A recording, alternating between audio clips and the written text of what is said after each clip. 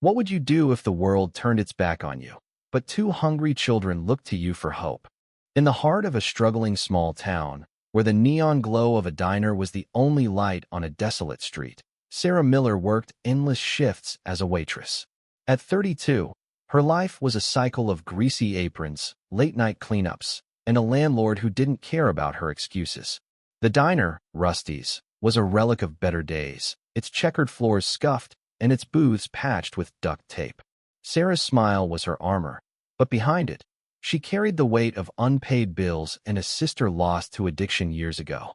She had no family, no savings, only the stubborn will to keep going. Every night, she served truckers, drifters, and locals with the same warmth, even when tips were scarce. But one stormy evening, everything changed. Two children, no older than 10 and 6, slipped into the diner, soaked to the bone. Their clothes were threadbare, their faces smudged with dirt. The older one, a boy with wary eyes, held his sister's hand tightly. They sat in the corner booth, silent, staring at the menu like it was a treasure map. Sarah noticed they hadn't ordered. When she approached, the boy, Ethan, mumbled they had no money but asked if they could just sit out the rain. His sister, Lily, shivered beside him. Sarah's heart cracked. She'd seen hunger before her own childhood wasn't far from theirs. Without a word, she brought them 2 plates of burgers and fries, the diner's best. On the house, she whispered, ignoring her boss Rusty's glare from the kitchen. Night after night, the kids returned. Sarah learned they were orphans, living in an abandoned trailer, surviving on scraps after their parents died in a car crash. She began sneaking them food, paying for it from her own tips, even when it meant skipping her own meals. The tension came to a head one night when Rusty caught her. "You're stealing from me," he bellowed, slamming his fist on the counter. The diner fell silent, customers staring. Ethan and Lily shrank in their booth, terrified. Sarah stood her ground, voice trembling but firm. "They're kids, Rusty. They're starving. I'll pay for every bite." Her defiance cost her. Rusty docked her wages, leaving her on the edge of eviction. Worse, a local debt collector, Vince, who'd been hounding her for weeks, cornered her after her shift. "You think you're a saint?" he sneered, stepping closer.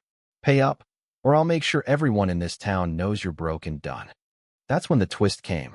A quiet regular, Mr. Grayson, always in a corner booth with a coffee and a newspaper, spoke up. He was an unassuming man in his 60s, dressed in plain flannel, unnoticed by most. "Leave her alone," he said, voice low but commanding. Vince laughed, assuming he was just another nobody. But Grayson stood, his presence suddenly larger, and handed Vince a business card. The thug's face paled as he read it. Without another word, he slunk away. Sarah, stunned, didn't know what to make of it. Grayson just smiled faintly and returned to his coffee. Days later, Sarah was called to a lawyer's office. She arrived, expecting bad news, maybe eviction or worse. Instead, she learned the truth. Mr. Grayson was Arthur Grayson, a reclusive billionaire who'd been watching her kindness unfold. He'd built his fortune in tech, but lived simply, avoiding the spotlight. Moved by her selflessness, he'd paid off her debts, secured a trust fund for Ethan and Lily's future, and gifted her the deed to Rusty's diner. "You gave those kids hope when no one else did," he told her, his voice thick with emotion. "The world needs more of that." Sarah's life transformed overnight. She turned Rusty's into a community hub, offering free meals to those in need. Ethan and Lily, now in foster care with a loving family Grayson had vetted, visited often, their smiles brighter each time. Sarah never forgot the weight of those desperate nights, but she carried a new lightness to a belief that kindness could ripple outward, changing lives. In the end, it wasn't the money or the diner that gave Sarah the world. It was the knowledge that her small acts of courage had sparked something bigger, something human, something eternal. Yindi.